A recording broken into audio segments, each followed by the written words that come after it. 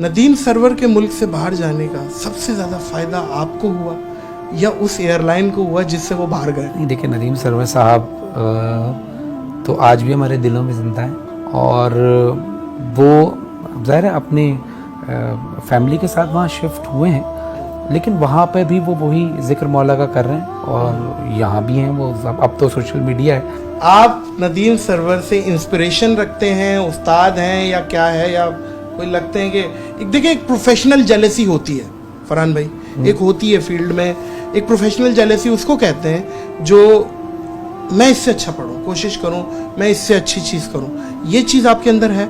دیکھیں healthy competition تو آپ کو سب کے ساتھ ہونا پڑتا ہے. ہاں، جیسے آپ اسکول میں جب پڑھتے ہیں تو آپ کسی کو دیکھ کر کے اس کے یہ اچھا پڑھ رہا ہے بندہ اور یہ فرسٹ آیا ہے اپنی کلاس میں تو میں بھی فرسٹ آؤں.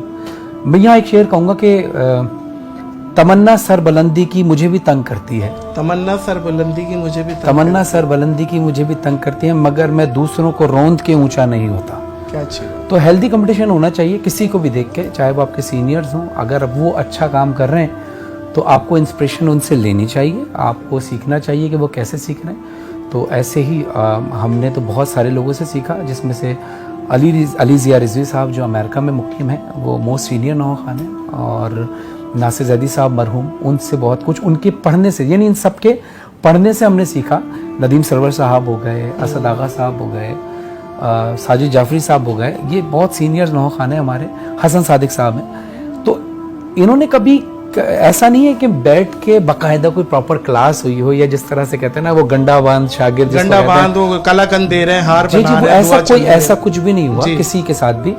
یہ ضرور ہے کہ ہم نے بہت سارے لوگوں سے اب شاعر اہل بیت مظہر عابدی صاحب جو ہمارے نوحے لکھتے ہیں وہ بھی ہمیں بہت ساری چیزیں سکھاتے ہیں، بتاتے ہیں. ریحان ناظمی صاحب سے بھی بہت ساری چیزیں ہم نے بیٹھ کے سیکھی ہیں، یا ان کو دیکھ کر سیکھی ہیں، ان کی زندگی کو سامنے آبزرو کر کے سیکھی ہیں.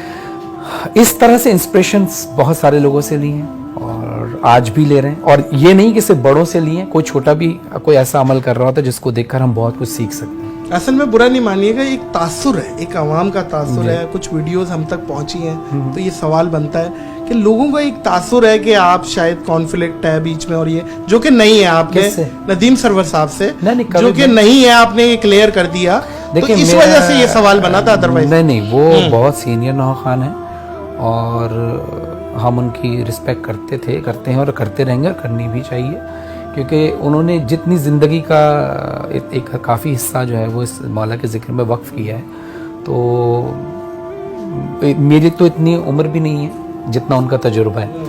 تو خیر لوگوں کے ذہنوں میں اگر یہ بات ہے تو ایسی نہیں ہونی چاہیے. وہ ہمارے سینئر نوحہ خان ہیں، قابل عزت نوحہ خان ہیں.